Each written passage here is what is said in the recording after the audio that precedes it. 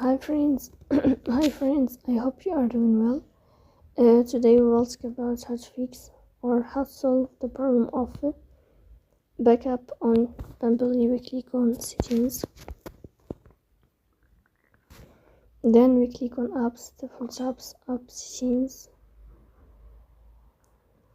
Here you will search about Bumble app. Then we click on first stop and we click OK.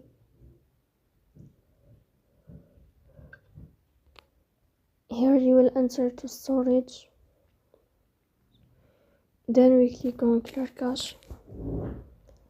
In the end, you will turn off your phone and you will wait a moment to restart your phone again to fix that problem. So please don't forget to support us by like and subscribe. See you next time in another video and thank you for watching.